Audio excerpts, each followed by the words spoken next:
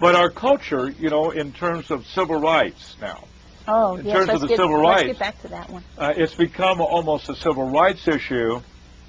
Some places, and people will have the opinion that to say homosexuality is not normal is a hate crime. To say that homosexual behavior is immoral is tantamount to a hate crime. We've come to that that point of view. Now let's consider the civil rights issues. All right. Well, you know, I was on recently on a gay radio station in San Francisco, and after they finished interviewing me, their resident, and she calls herself this, their resident lesbian, came on and she said, you know, I don't think that Charlene ever was really gay. She couldn't recognize the fact that, you know, she didn't want to recognize the fact that I had come out of homosexuality. She didn't want to recognize that. And this is all going into the civil rights things.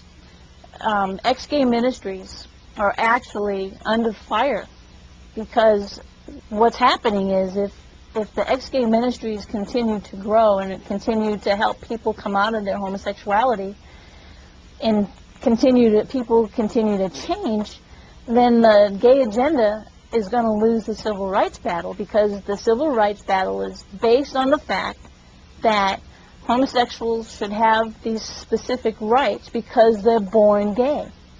But if I was born gay, then I never could have changed. I mean, I couldn't, you know, I was born Caucasian. There's no way I could change my skin color, because this is well, there is scientifically, of course, but, you know, there's no way I could just do No natural process. No natural process. Thank you. So I see what you're saying, Charlene.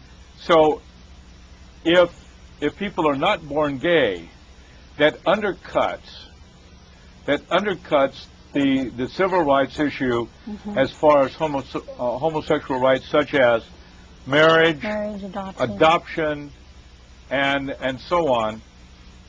That is then cast into another light. Yeah, if we say homosexual behavior is not normal, it is not moral, it is not natural, then that cuts the political and the moral argument out from underneath the gay community in their struggle for same-sex marriage and adoption. Now, we are not political people.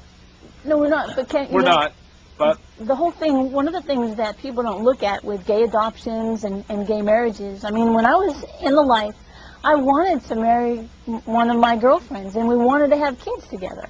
I mean, there is that natural desire to join with another person in love. We know that from the book of from Genesis, where they became one flesh. There's that natural desire that's built into it. There's that natural desire for people to have children and to, you know, for their selves to go forward. So what the homosexual population has experienced is a natural thing, wanting to have children and wanting to get married. But it's skewed because of the fall, because of the sin of Adam and Eve. It's skewed. So what they're wanting is something that they should have, but because of all of the world having fallen, you know, that's what's happening to them. And I mean, it's almost like they don't have hope. You know, my heart just goes out to them. I don't want it to sound like we're picking on them at all, because it's not meant to be. We love them very much. For 30 years, I was apart from any kind of outreach to gay people. I have written 2 books. I've written 2 books, one called The Third Sex Question Mark, and the other one called The Gay Theology. And so, you know, these books have been out, and so I was a part of that ministry. In fact, I have to divert a little bit. In my doctoral thesis, my dissertation, rather it's called dissertation, my dissertation was written for these people. It was called A Marriage Manual for Former Homosexuals. Oh, wow. I still have it. I never attempted to get it published. I'd love to read it. But the reason I wrote it is because so many people were coming into our ministry, and they wanted one day to be married. They wanted that thing you're talking about.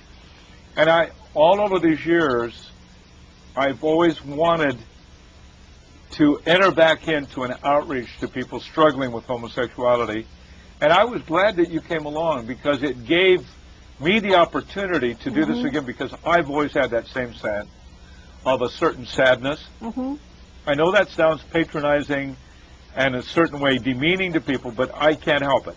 I have still had that hope that I would be able to reach out to these people, and in a small way we're able to do that.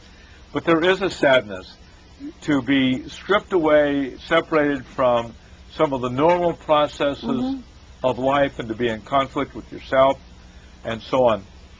So we have the issues, and it all really goes back it all really goes back to a position where somebody says, no, this is wrong. And in our culture, and I know I'm repeating myself, but there's nothing other than the church today that is able to stand up and say that. Nobody has a moral authority or a standing, either a moral or a legal standing, to say that this homosexual behavior is not right.